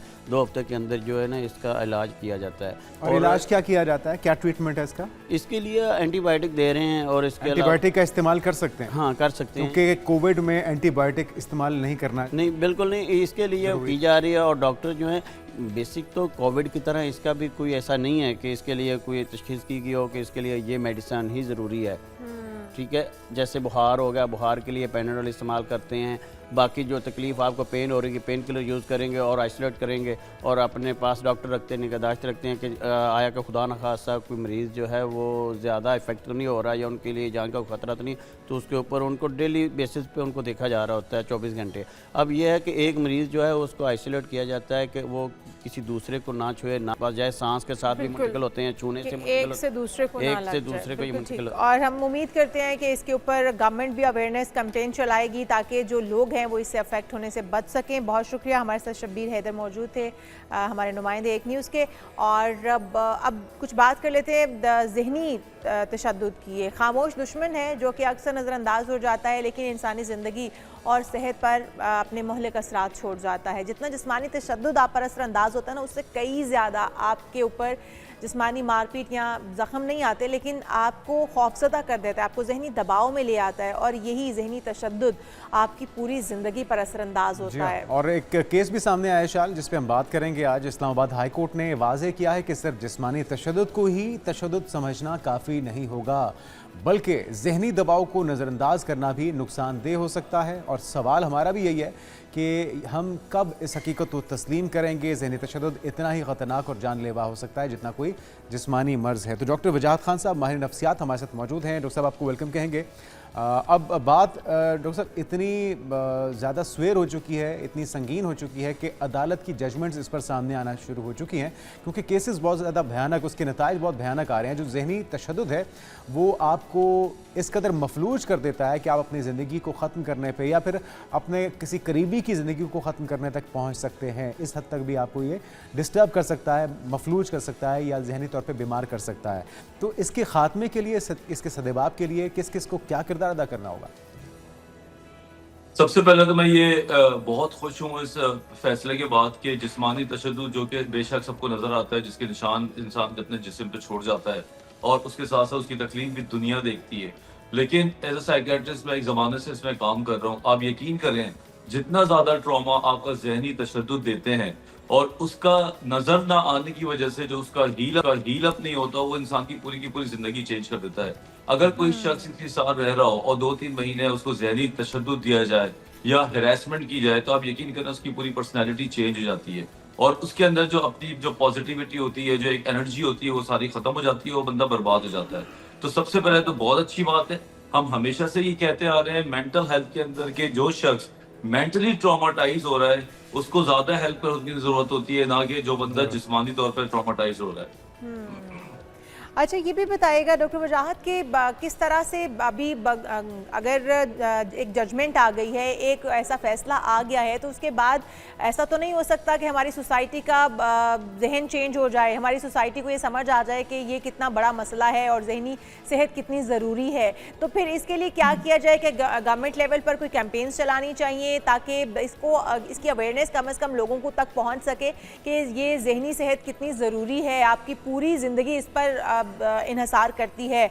और अगर कोई आपका अपना जहनी टॉर्चर का शिकार हो रहा है, क्योंकि हमारे यहाँ तो ख़वातीन मर्दों को कर रही हैं, मर्द ख़वातीन को कर रहे हैं और साल साल ऐसे गुजर जाते हैं, इस पर बात भी नहीं होती है। सिर्फ ये कहा जाता है मारपीट तो नहीं हो रही है, लेकिन जहनी तौर पर कितना टॉर्चराइज किया जा रहा है एक दूसरे को, उस पर बात नहीं होती है। तो किस तरह से फिर हम ओवरकम करेंगे सोसाइटी के अंदर से इस मसले को, इस बिगाड़ को ख़त्म किया जा सकेगा? देखिए, अगर किसी भी चीज की आप सख्ती करें, ऐसे तो जमाने से आप ट्रैफिक पुलिस बेचारी मेहनत कर रही है, लेकिन पाकिस्तान का निजाम अभी तक अच्छा नहीं हो सका क्योंकि सिर्फ सख्ती से या रीइंफोर्समेंट से सब कुछ ठीक नहीं होता। साथ साथ बेशक इसमें लॉ की और जो लॉ एंड ऑर्डर होता है इसकी बहुत ज्यादा हेल्प होती है, लेकिन जिस तरह आज आप अपना शो कर रही हैं, इसी तरह और भी प्लेटफॉर्म होते हैं जहाँ पे हम थोड़ा सा आगाही भी दें। इंसान के मुंह से निकली हुई गाली सामने वाले पे ज़हनी तशद्दुद कर रही होती है। अगर आप सामने वाले के रंग की बुराई करें, किसी के कद की बुराई करे, किसी के आप ऐसे खतोखाल की जो अल्लाह ताला ने बनाया है, सिर्फ अगर आप सिर्फ वो भी करते रहे ना, तो ये ज़हनी तशद्दुद में आ रहा होता है, क्योंकि उससे उसकी ज़िंदगी और पर्सनैलिटी ख़राब होती है। तो आगाही बहुत ज़रूरी है। सिर्फ और सिर्फ पुलिस या लॉ या अदालतों में ये फैसले नहीं हो सकते, नामुमकिन नहीं है। लेकिन जितना ज़्यादा हमें ये समझ आएगा कि हमारी ज़बान, हमारा तरीका सामने वाले के ऊपर कितना असरअंदाज हो रहा है, तो शायद वो भी मैं बोलूँगा कुछ हमारे पाकिस्तान की अवाम है जो जाहिल ही रहेगी, लेकिन फिर भी मेजॉरिटी हमारे पास वो होगी जो कि इस आगाही के बाद कुछ बेहतरी फील करेगी, और कुछ करना, कुछ बोलना या कोई ऐसा अमल जिससे इंसान की मेंटल ट्रॉमा हो रहे हो, डेफिनेटली इसमें कुछ ना कुछ फर्क आने वाला है। क्योंकि मैं खुद साल से ये सारी की सारी कैंपेन करा रहा होता हूँ, और मुझे इस बात का अंदाजा है कि अगर आप मुसलसल ये कैंपेन चलाते रहें और लोगों के दिमाग को हैम्परिंग करते रहें, तो कोई ना कोई चेंज डेफिनेटली आ।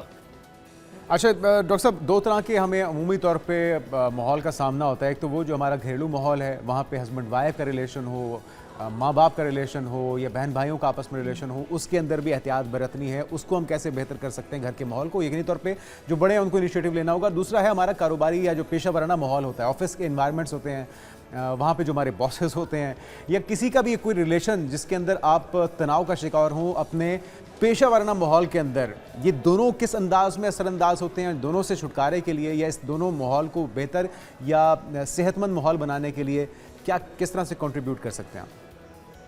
ये बड़ा अच्छा सवाल है, क्योंकि इंसान समझता है कि अगर मैं जैसा पैदा हुआ हूँ, जिस रवैये से पैदा हुआ हूँ, वैसे ही मैंने मर जाना है, मैंने अंदर कोई चेंज नहीं लाना है। ऐसा नहीं है, ये एक डिनाइल है। अगर आप घर में गुस्से वाले हैं या आपकी फैमिली की जो आपकी नर्सरिंग है उसमें आप जज्बाती हैं, तो आप जरूरी नहीं कि ऑर्गेनाइजेशन में उसी रवैये को लेके जाएं। ऑर्गेनाइजेशनल बिहेवियर लर्न किया जाता है, किताबों से पढ़ा जाता है, और अगर किताबें पढ़ने का शौक नहीं है तो आप सोशल मीडिया पे देख सकते हैं। फैमिली, जब आप कमारे होते हैं, सिंगल होते हैं, आपका रवैया दूसरा होता है और होना भी चाहिए।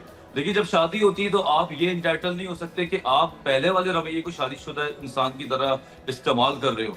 तो जैसे जैसे जिंदगी में आपकी एज बढ़ती है, रिश्ते चेंज होते हैं, आप सबऑर्डिनेट से बॉस बनते हैं या एक लड़के से एक हस्बैंड बनते हैं, हर चीज में चेंज आता है। मैं आपको बताऊं, जिस तरह आप एज के साथ कपड़ों का, फैशन का, बालों का चेंज कर रहे होते हैं, इसी तरह बिहेवियरल चेंजेस भी बहुत जरूरी है, और ये चीजें किताबों में बड़ा आसानी से दी गई हैं। बिल्कुल ठीक। अच्छा डॉक्टर वजाहत, ये भी जानेंगे आपसे कि ज़हनी तशद्दुद का जो शिकार लोग हैं उनकी काउंसलिंग किस तरह से की जा सकती है, उनकी थेरेपीज़ किस तरह से हो सकती हैं, क्या घर में मुमकिन है या फिर हमें माहिर नफ्सियात से, किसी साइकोलॉजिस्ट से रुजू करने की ज़रूरत होगी?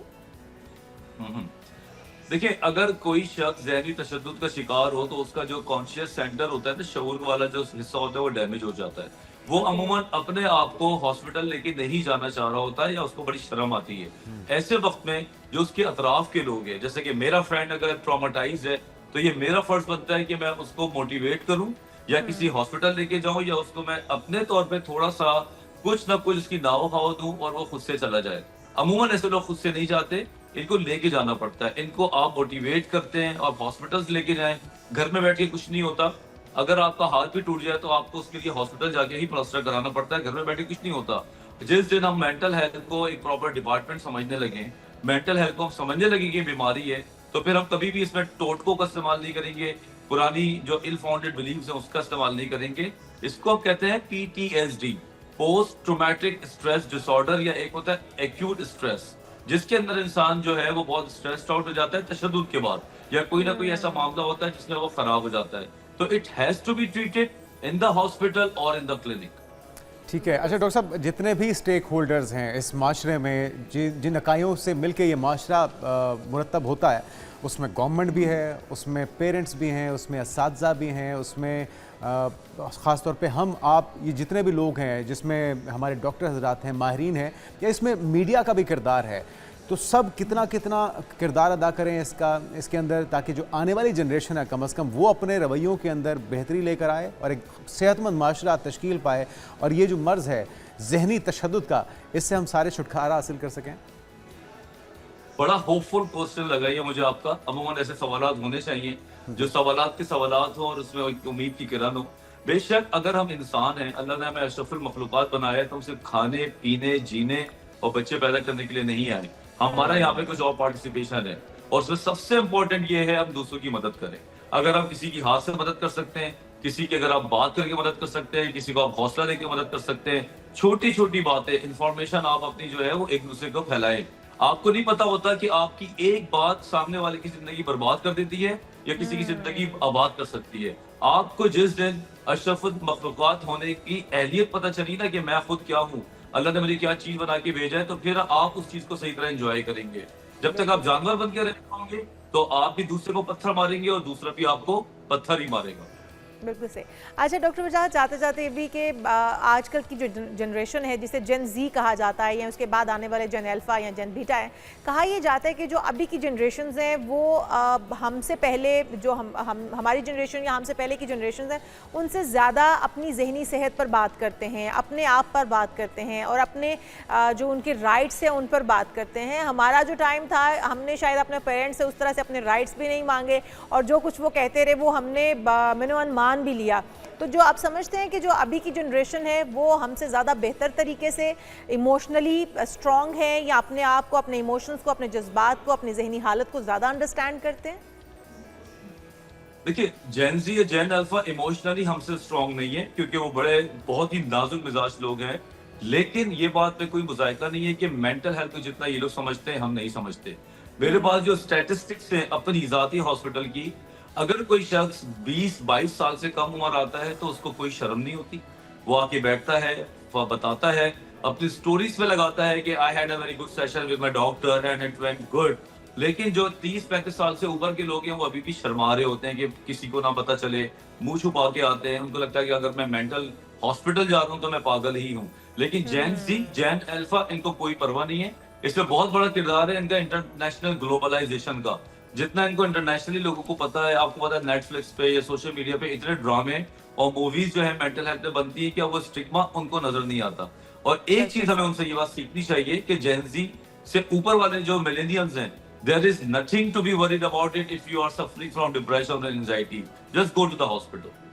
बिल्कुल सही, बहुत शुक्रिया डॉक्टर वजाहत खान, आप हमारे साथ मौजूद थे। बड़ी खूबसूरत बात कि वो स्टिग्मा ना समझ लें, बल्कि अगर आपको मेंटल इश्यूज आ रहे हैं, आपकी हेल्थ डिस्टर्ब हो रही है तो आपको डॉक्टर से रुजू कर लेना चाहिए और हॉस्पिटल का रुख कर लेना चाहिए। इसमें कोई मजायका नहीं है। अपने और अपने प्यारों का ख्याल रखिए और अगर कहीं पर भी कोई भी आपका दोस्त अहबाब या आपका प्यारा इस चीज़ से गुजर रहा है, किसी किस्म के ट्रॉमे से, डिप्रेशन से, एंग्जाइटी का शिकार है या फिर जहनी तशद्दुद का शिकार है तो उसको हेल्प आउट, बिल्कुल उसकी मदद कीजिए। और हमारे लिए बेहतरीन मशवरा बीइंग मुस्लिम भी और पूरी इंसानियत के लिए नबी पाक की, हज़रत मोहम्मद मुस्तफ़ा सल्लल्लाहु अलैहि वसल्लम की जो ज़िंदगी है, जो उसवा हुस्ना है, जो उनकी सुन्नत पे अमल करना है, वो बेहतरीन तरीका है। जितने भी उनके रिश्ते थे, जिस तरह से उन्होंने निभाए हैं, वो सबसे एक बेहतरीन मशले राह हो सकती है। तो अपने रवैयों को खूबसूरत बनाइए, अपने घर का माहौल हो या आपका वर्क प्लेस हो, अपने रवैयों को खूबसूरत बनाइए ताकि माहौल भी खूबसूरत हो और रिश्ते भी पहले से ज़्यादा मजबूत हो सकें। बिल्कुल पंजाब गवर्नमेंट का एक अच्छा इनिशिएटिव और तालीमी इदारों की सिक्योरिटी के लिए ये कदम उठाया गया है। इस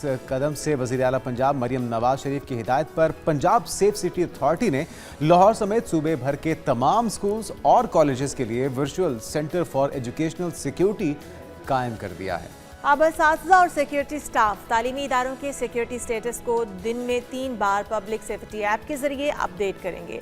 गैर महफूज स्टेटस की सूरत में सेफ सिटी सिस्टम खुदकार तौर पर मुतालिका पुलिस को इतला देगा और अब तक 30 बड़े इदारे जो तालीमी 30,000 से जायद बड़े जो तालीमी इदारे हैं उनमें 1,30,000 से जायद असातिज़ा इस जदीद सिस्टम में रजिस्टर्ड हो चुके हैं। हमारे साथ तलहा महमूद होंगे जो कि पुलिस टेक्निकल ऑफिसर हैं। पुलिस टेक्निकल ऑफिसर हैं। आप वेलकम टू शो कहेंगे आपको।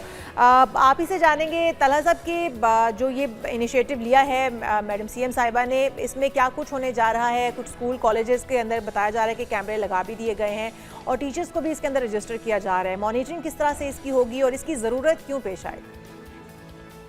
जी अस्सलाम वालेकुम। वज़ीर आला पंजाब मोहतरमा मरियम नवाज शरीफ साहिबा की हिदायत पर पंजाब सेफ सिटी अथॉरिटी ने virtual centre for educational security कायम किया है। बेसिकली इसकी जरूरत इसलिए पेश आई कि तालीमी इदारों में अगर कोई सिक्योरिटी सूरत हाल पेश आती है तो वो पुलिस से डायरेक्ट कनेक्ट हुआ जाए। जो तालीमी इदारों के सरबराहान है वो पुलिस से डायरेक्ट कनेक्ट हो सके। अब वो कैसे कनेक्ट होंगे? पब्लिक सेफ्टी ऐप के थ्रू वो अपने आप को रजिस्टर करेंगे। रजिस्ट्रेशन के बाद वो दिन में 3 बार सिक्योरिटी स्टेटस अपडेट करेंगे अपना पब्लिक सेफ्टी ऐप के थ्रू। और अगर किसी भी हंगामी सूरत हाल में पुलिस की मदद चाहिए होगी तो वो पुलिस से राब्ता कर सकेंगे। ठीक है। अच्छा तला साहब, 3 बार एक दिन में सिक्योरिटी स्टेटस अपडेट किया जाएगा। एक तो इसका तरीक़ाकार क्या होगा और क्या ये असातिज़ा करेंगे, कोई ख़ास डेडिकेटेड टीम होगी और इसका फ़ायदा क्या होगा फिर? जी, 3 दिन में 3 बार सिक्योरिटी स्टेटस अपडेट किया जाएगा असातिज़ा की तरफ से। असातिज़ा ऑलरेडी पब्लिक सेफ्टी ऐप के थ्रू रजिस्टर हो चुके हैं। बेसिकली इसको पब्लिक सेफ्टी ऐप में इंटीग्रेट कर दिया गया है। तो असातिज़ा के पास पब्लिक सेफ्टी ऐप ऑलरेडी मौजूद है। वो दिन में 3 बार सिक्योरिटी स्टेटस अपडेट करेंगे पब्लिक सेफ्टी ऐप के थ्रू। और पब्लिक सेफ्टी ऐप जो है वो पुलिस 15 इमरजेंसी सेंटर से डायरेक्टली कनेक्टेड है, जिसके थ्रू उन्हें पुलिस की हेल्प प्रोवाइड की जाएगी अगर जरूरत पेश आती है। अगर कोई नहीं कर पाता ये अपडेट, तला साहब भूल जाता है, तो उसका क्या मतलब लिया जाएगा? क्या उसको सिक्योरिटी थ्रेट के तौर पे लिया जाएगा? उसके फिर रिस्पांस क्या होगा? किस तरह से उसका रद्द-ए-अमल दिया जाएगा? बेसिकली जो तालीमी इदारे हैं उनमें मल्टीपल असातिज़ा इसको अपडेट करते हैं। उनकी ड्यूटीज हैं कि वो इसको दिन में 3 बार अपडेट करेंगे। दिन में 3 बार स्टेटस को या तो ये देंगे कि सिक्योरिटी स्टेटस ठीक है, सेफ है, और अगर उन्हें किसी किस्म की कोई हेल्प चाहिए होगी तो वो सिक्योरिटी अलर्ट का स्टेटस हमें देंगे। तो अगर किसी तालीमी इदारे की तरफ से सिक्योरिटी अलर्ट का स्टेटस हमें दिया जाता है तो फिर पुलिस की हेल्प में प्रोवाइड की जाएगी। अच्छा तलहा साहब, जिस तरह से इस इनिशिएटिव का मकसद भी यही है कि तलबा को भी महफूज माहौल फ्राहम किया जा सके और तालीमी माहौल भी महफूज हो, तो क्या अगर जिस तरह से फीमेल असातिज़ा को हरासमेंट के इशूज़ होते हैं या बच्चियों को बहुत ज़्यादा हरासमेंट के इशूज़ होते हैं स्कूल, कॉलेज, यूनिवर्सिटीज़ के अंदर, तो उनको भी इसके अंदर एड्रेस किया जाएगा? अगर कोई स्टूडेंट अपनी कंप्लेन यहाँ पर रजिस्टर करवाना चाहता है या अपने साथ होने वाले किसी ऐसे सानहे को वहाँ पर रजिस्टर करवाना चाहता है सिक्योरिटी कंसर्न डिपार्टमेंट जो है उनके पास, तो क्या उसको करना होगा? जी बिल्कुल, इसी मकसद के लिए इसको पब्लिक सेफ्टी ऐप में इंटीग्रेट किया गया है, क्योंकि पब्लिक सेफ्टी ऐप कोई भी इंस्टॉल कर सकता है। कोई भी फीमेल स्टूडेंट, कोई भी स्टूडेंट पब्लिक सेफ्टी ऐप को इंस्टॉल करे और अगर उसको किसी भी किस्म की हेल्प चाहिए है, कोई हरासमेंट के रिलेटेड उसने केस रजिस्टर कराना है या इसके अलावा कोई भी केस रजिस्टर करवाना है, पब्लिक सेफ्टी ऐप में जो भी फीचर मौजूद है वो इसको यूज कर सकते हैं। अच्छा तला साहब, आपने बताया कि कोई भी इस ऐप को डाउनलोड कर सकता है और अपनी सेफ्टी से मुतल्लिक या कोई शिकायत है, तहफ़्फ़ुज़ात हैं, उससे मुतल्लिक आगाह कर सकता है, कंप्लेन रजिस्टर कर सकता है। तो ये अगर सिर्फ असातिज़ा तक महदूद होगा मामला, तो यकीनी तौर पे अगर कोई ऐसी छुपी हुई हिडन कोई शिकायत है तो वो तो एड्रेस नहीं हो पाएगी। अगर किसी स्टूडेंट को कोई मसला दरपेश है तो स्टूडेंट को रजिस्टर करने का तरीक़ाकार क्या होगा और उसके लिए फिर क्या उनकी सिक्योरिटी को यकीनी बनाने के लिए इक़दाम किए जाएंगे? बेसिकली असातिज़ा तो पहले से हमारे पास रजिस्टर है, हमने उनको पहले उनके अकाउंट वगैरह बना के उन्हें प्रोवाइड कर दिए हैं। अब कोई स्टूडेंट अगर इसको खुद को रजिस्टर करना चाहता है, वो बिल्कुल प्ले स्टोर या ऐप स्टोर से पब्लिक सेफ्टी ऐप को डाउनलोड करे, वहाँ पे अपने फोन नंबर के थ्रू वो खुद को रजिस्टर कर ले और उसके बाद उसको जो भी हेल्प चाहिए होगी, पब्लिक सेफ्टी ऐप के तमाम फीचर, 20 से ज्यादा फीचर उसमें हैं, वो उनको अवेल कर सकते हैं। ठीक है। अच्छा तलहा साहब, ये भी बताइएगा कि इसके लिए कोई स्पेसिफिक रिस्पांस टीम होगी जो कि इनके लिए काम करेगी स्कूलों की सिक्योरिटी को फुल प्रूफ बनाने के लिए, या कोई कंप्लेन आ गई है तो उसको रिस्पांस करने के लिए, या फिर जिस तरह से पुलिस इदारे मौजूद हैं वही जो नॉर्मल टाइम होता है उसी के मुताबिक रिस्पांस करेंगे? जी बिल्कुल, एक स्पेसिफिक पुलिस टीम इसको रिस्पांस करेगी। अगर किसी भी सिक्योरिटी इदारे की तरफ से कोई सिक्योरिटी अलर्ट मौसूल होता है तो एक स्पेशल पुलिस टीम इसको रिस्पांस करेगी। और कितनी देर में रिस्पांस करेगी? रिस्पांस टाइम क्या होगा? जैसे ही हमें सिक्योरिटी अलर्ट मौसूल होता है, फौरन विदिन सेकंड जो है वो पुलिस को इसकी इंफॉर्मेशन प्रोवाइड कर दी जाती है, क्योंकि हमारा पुलिस 15 रिस्पांस सिस्टम जो है वो पूरे पंजाब के साथ डायरेक्टली कनेक्टेड है। तो जैसे ही अलर्ट हमें मौसूल होगा, विदिन सेकंड्स वो अलर्ट मुताल्लिका पुलिस को फराहम कर दिया जाएगा और पुलिस विदिन मिनट्स उस एजुकेशनल इंस्टीट्यूट में पहुंच जाएगी। बिल्कुल ठीक, बहुत शुक्रिया। हमारे साथ तलहा साहब आप मौजूद थे और बहुत ही एहसन इक़दाम है हुकूमत की जानिब से जो लिया गया है।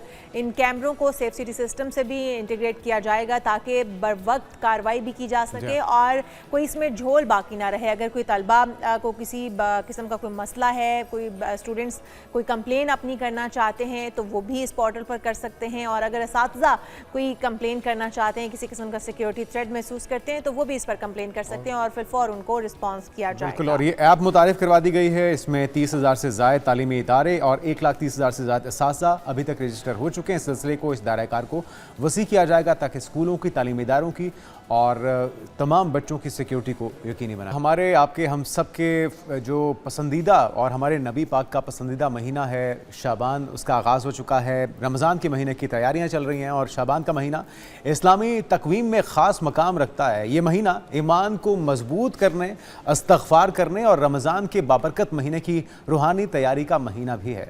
जी हाँ, रसूल पाक सल्लल्लाहु अलैहि वसल्लम ने फरमाया कि शबान मेरा महीना है और रमज़ान अल्लाह का महीना। तो यूँ इसकी फ़जीलत का पता चलता है कि कितना ही खूबसूरत महीना है ये। और ये कहा जाता है कि इस महीने के अंदर जितनी इबादत की जा सकती हैं वो कर ली जाएँ। नफली इबादत भी की जाती हैं, रोज़े भी रखे जाते हैं और वो एक तैयारी होती है जो कि रमज़ानुल मुबारक के लिए की जाती है। हमारे रसूल पाक सल्लल्लाहु अलैहि वसल्लम भी इस माह मुबारक की ख़ास तैयारी किया करते थे। हमारे साथ डॉक्टर पीर तारिक शरीफ ज़ादा साहब मौजूद हैं, सीरत स्कॉलर हैं आप। वेलकम टू शो कहेंगे आपको डॉक्टर साहब। बहुत शुक्रिया डॉक्टर साहब, आपसे ही इस महीने की फजीलत जानेंगे और फजीलत के बाद ये भी जानेंगे कि इस महीने को हमें किस तरह से गुजारना चाहिए और कौन कौन सी ऐसी बरक़ात हैं जो समेटी जा सकती हैं इस महीने की फजीलत। बिस्मिल्लाह रब्बि मोहम्मद करीम अलैहिस्सलातु तस्लीम। सबसे पहले तो यादावरी का शुक्रिया और यकीनन ये महीना जो है अल्लाह के नज़दीक कुरान हकीम की आयत की रोशनी में महीनों की तादाद 12 हैं और आप हर महीने की सरकार दो आलम के साथ अपनी मुनफरिद निस्बतें हैं। रबीउल अव्वल को सरकार दो आलम के साथ 57 मुनफरिद निस्बतें हासिल हैं। रमज़ान को अपनी इनफरादियत है उसकी, लेकिन सच्ची बात यह है कि आप तसव्वुर कीजिए उस महीने की अज़मत का क्या आलम होगा जिसे सरकार दो आलम सल्लल्लाहु अलैहि वसल्लम ने अपना महीना करार दिया।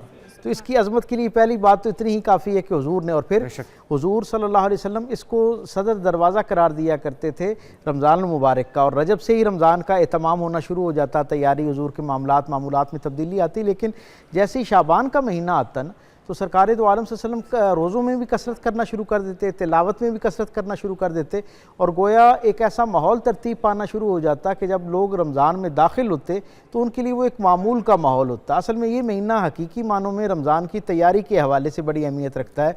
सरकार दो आलम ने इसकी बरकत समेटने की दुआ जो है उसकी तलकीन फरमाई है और हम ये जानते हैं कि ये महीना जो है इसकी और कई मुनफरिद हैसियतें भी जो हैं वो वाक़याती हवाले से सरकार दो आलम की ज़िंदगी के साथ मनसूब है। मसलन हम सब जानते हैं कि सरकार दो आलम जब मक्के के अंदर मौजूद थे तो 13 बरस तक हुजूर जो इनफरादी या नफली इबादत किया करते, उसमें सरकार दो आलम सल्लल्लाहु अलैहि वसल्लम का जो रुख अनवर होता वो बैतुल मुक़द्दस की तरफ होता और आप वहाँ उस तरफ मुँह करके नमाज़ पढ़ा करते थे। इस अंदाज में खड़े होते कि काबतुल्लाह की तरफ रुख होता, लेकिन सिमत जो है वो बैतुल मुक़द्दस की तरफ, दोनों की तरफ जो है वो मुँह होती। लेकिन जब काबतुल्लाह की तहवील से बाहर होते कहीं तो सरकार दो आलम सल्लल्लाहु अलैहि वसल्लम बैतुल मुक़द्दस की तरफ रुख अनवर करते। मस्जिद नबवी जब हुजूर मदीना तशरीफ़ लाए तो 18 बरस तक यही मामला रहा। मदीने के अंदर यहूद मौजूद थे और उनका पहले वो किबला, यकीनन उनका भी वही किबला था, तो वो ये कहा करते थे कि इनका अपना किबला भी नहीं है, यानी इनको हमारी सिमत में नमाज पढ़ना पड़ती है। सरकार दो आलम के दिल में कई दफ़ा ख्याल आया कि परवरदिगार आलम को क्या ऐसा माहौल बन जाए कि अब दुनिया की रूहानियत का मरकज़ भी, इबादत का मरकज़ भी और जो दुनिया के अंदर अकामत दीन का मरकज़ है वो भी बैतुल मुक़द्दस से शिफ्ट होकर काबतुल्लाह की तरफ हो जाए, यानी मक्के की तरफ हो जाए। बारहा हुजूर के दिल में ये दुआ के अंदाज में एक ख्याल आता। सरकार दो आलम के एक सहाबी हज़रत बशीर बिन मारूर, वो मदीने से थोड़ा सा फासले पर उनका घर था, नया घर बनाया तो उन्होंने सरकार के लिए दावत फरमाई। हुजूर के असहाब भी वहाँ दावत में मौजूद थे। ज़ोहर का वक्त हुआ तो हुजूर ने उनके घर के करीब जो मस्जिद बनी, जो उन्होंने मस्जिद बना रखी थी जिसे आज मस्जिद क़िबलतैन कहा जाता है, वहाँ हुजूर ने नमाज जो है ना उसकी नीयत बांधी। हुजूर के पीछे असहाब ने नीयत बांधी। ज़ोहर की नमाज के दौरान सरकार दो आलम के दिल में वही ख्याल दोबारा जो है वो जांगुज़ी हुआ। अल्लाह रब्बुल इज़्ज़त ने सूरह बकरा की वो आयात नाज़िल फरमाई और कहा कि हम आपका बार बार आसमान की तरफ देखना जो है उसे देख रहे थे। आपके दिल में जो ख्याल आ रहा था हमने आपकी पसंद के मुताबिक, आपकी मंशा के मुताबिक आपका किबला उधर से इधर कर दिया। तो वो फिर नमाज की हालत में 2 रकत मुकम्मल हो चुकी थी और तीसरी रकत में सरकार दो आलम सल्लल्लाहु अलैहि वसल्लम ने अपना किबला यकसर जो है वो तब्दील कर लिया, यानी जिस सिमत थी उसकी बिल्कुल उलट सिमत में जो है काबतुल्लाह की तरफ रुख कर लिया और फिर उस वक्त से लेकर रहती दुनिया के सारे इंसानों के लिए हिदायत का, खैर का उसे ज़रिया करार दे दिया। तारीख़ में जब हम जाते हैं तो हमें पता चलता है कि 2 हिजरी के दौरान शाबान के महीने में 16 शाबान को ये वाक़या पेश आया जो मैंने आपके सामने रखा। इसी तरह हम ये देखते हैं कि इस महीने को जैसे मैंने सरनामा कलाम में अर्ज़ किया कि सरकार ने अपनी निस्बत दी, तो इस पर बहुत सारे लोगों ने सोचा कि निस्बतें तो रबीउल अव्वल को बहुत हासिल हैं, रमज़ान को हैं, बाकी और महीनों को हैं, इस महीने को हुजूर ने अपनी निस्बत क्यों अता की, एक लाफानी इज़्ज़त अता कर दी। उसका सबब यह है कि सरकार दो आलम सल्लल्लाहु अलैहि वसल्लम के बारे में हज़रत अनस बिन मालिक कहते हैं कि जब मैं शाबान का महीना था, इसकी 7 या 14 तारीख थी, ज़ोहर से थोड़ा पहले हज़रत अनस बिन मालिक कहते हैं मैं हुजूर की तलाश में बाहर निकला तो हुजूर जन्नतुल बकी में अपना सर अनवर जो है वो ज़मीन पर रखे हुए थे। मैं करीब पहुंचा, आका करीम सल्लल्लाहु अलैहि वसल्लम की चेहरे अक़दस पर दोनों कैफियत गालिब थी, चश्मान मुक़द्दस से आंसू भी जारी थे और मुस्कुराहट भी थी। कहते हैं मैं जब करीब गया, रसूलुल्लाह सल्लल्लाहु अलैहि वसल्लम ने हज़रत अनस बिन मालिक को बगलगीर किया, उनके माथे पर बोसा दिया और कहा कि ए मेरे बेटे अनस, आज तेरे रब ने तेरे रसूल को वो इज़्ज़त अता की है, वो फजीलत अता की है जो ना इससे पहले किसी को मैसर आई, ना इसके बाद किसी को मैसर आई। अच्छा, आप हैरान हो गए कि वो कौन सी फजीलत है। और फिर सरकार दो आलम ने फरमाया कि हुजूर ने ये जो कुरान हकीम की आयत है, जिसे आयत दुरूद कहते हैं, इन्नल्लाह व मलाइकतुहु युसल्लूना अलन नबी, कि बेशक अल्लाह और उसके सारे फरिश्ते हुजूर पर दुरूद पढ़ते हैं और ईमान वाले जो हैं वो भी हुजूर पर दुरूद और सलाम भेजें।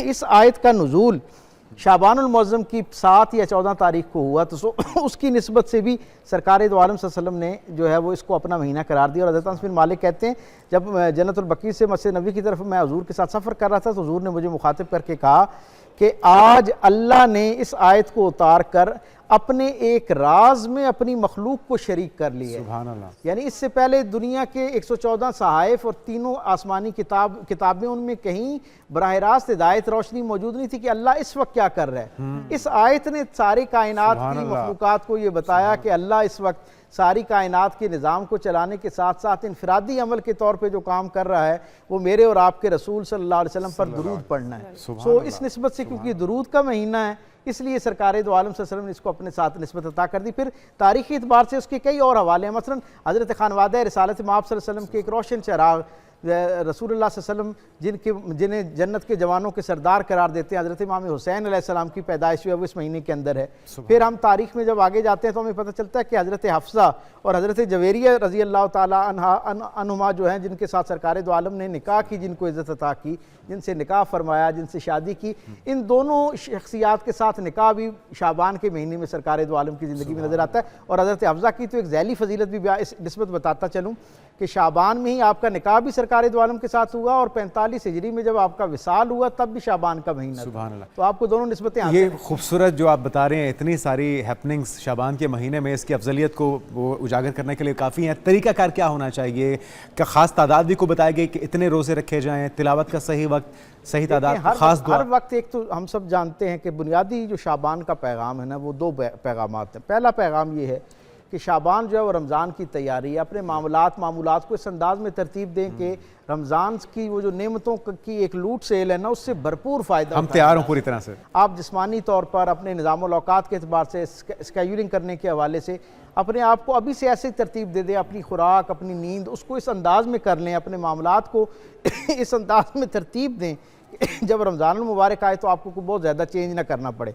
और जो रिवायती तौर पे हम रमज़ान आते ही एकदम उस पर चले जाते हैं ना बिस्तर के ऊपर और बड़ी मुशक्क़त समझ रहे होते हैं, रोज़ा रखते ही हमें एकदम नकात होना शुरू हो जाती है, उससे अपने आप को निकालने के लिए इस महीने में तैयार करें। फिर ये क्योंकि सरकार दो आलम पर दुरूद पढ़ने का महीना है तो बेहतरीन इबादत इस महीने में होती है। और फिर हुजूर ने इस महीने के में रमज़ान के बाद सबसे ज़्यादा इस महीने में रोज़े रखें, इसलिए कसरत के साथ रोज़े रखें। मैं आपको पानी कसरत के साथ रोज़े रखें, जज़ाकल्लाह, कसरत के साथ रोज़े रखें और फिर कोशिश करें। नफली रोज़े तो अपनी जगह पर हैं ही हैं। एक बहुत अहम बात जो मैं बयान करना चाहूँगा यहाँ अपने सामीन और नाज़रीन के लिए, जो आपके साबिक़ा रमज़ान में रह जाने वाले फ़र्ज़ रोज़े हैं ना, उनकी कज़ा इस महीने में पूरी करें। क्योंकि जब तक कज़ा रोज़ा पूरा नहीं किया जाता, यानी फ़र्जियत रोज़ा जो आप पर थी, उस फ़र्ज़ रोज़े की अदा नहीं करते, उस वक्त तक नवाफिल का वो अजर उस दर्जे का नहीं मिलता। तो बेहतरीन ये मौका है इस वक्त जो है एक अपने आप को रोज़े की कैफियत में ढालने के लिए अभी से जो है अपने साबिक़ा हिसाब किताब लगाएं, कितने रोज़े रहते हैं। फिर बजाय आखिरी बात, बजाय इसके कि रमज़ान के अंदर जाके हम ज़कात दें